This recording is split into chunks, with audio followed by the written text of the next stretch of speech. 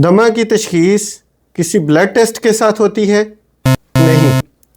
दमा की तशख़ीस छाती के एक्सरे के साथ होती है? नहीं। तो फिर दमा की तशख़ीस कैसे होती है? आएँ आज इसको समझने की कोशिश करते हैं। पल्मो गुरु चैनल में आपको खुश आमदीद। मेरा नाम डॉक्टर राशिद अली है। मैं कंसल्टेंट पल्मोनोलॉजिस्ट हूँ और आज हम बात करेंगे कि दमा को कैसे डायग्नोज़ करते हैं। जैसे ही आप अपने डॉक्टर के पास जाते हैं, वो आपकी डिटेल्ड हिस्ट्री लेते हैं, आपसे आपकी अलामात के बारे में तफसील से पूछते हैं। इन अलामात के साथ वो बाकी अलामात के बारे में भी पूछते हैं। तफसील से पूछने के बाद वो आपकी छाती का स्टेथोस्कोप के साथ मुआयना करते हैं और उसके साथ वो सीटी की आवाज़, जिसको वीज़ कहते हैं, उसको सुनने की कोशिश करते हैं।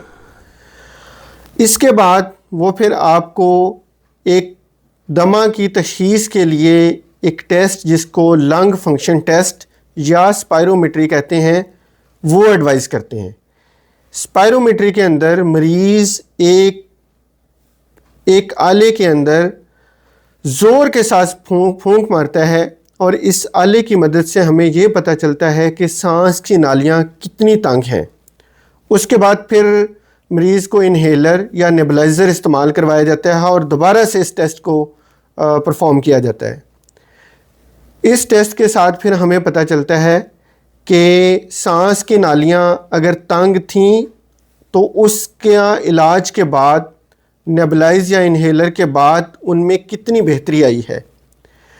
इन टेस्ट की मदद से आम तौर पे दमा की तशख़ीस मुमकिन होती है। इसके अलावा आपका डॉक्टर आपको कुछ मज़ीद टेस्ट एडवाइस कर सकता है, जैसे एक्सरे या सीटी स्कैन, बलगम के टेस्ट, खून के टेस्ट। और इन सारे टेस्टों का मकसद दमा के अलावा जो बाकी बीमारियां हैं जो आपकी अलामात का सबब बन सकती हैं, उनके बारे में देखना है कि कहीं वो तो नहीं है। अगर उनमें से कोई और बीमारी निकले तो साथ उसका भी इलाज मुमकिन हो।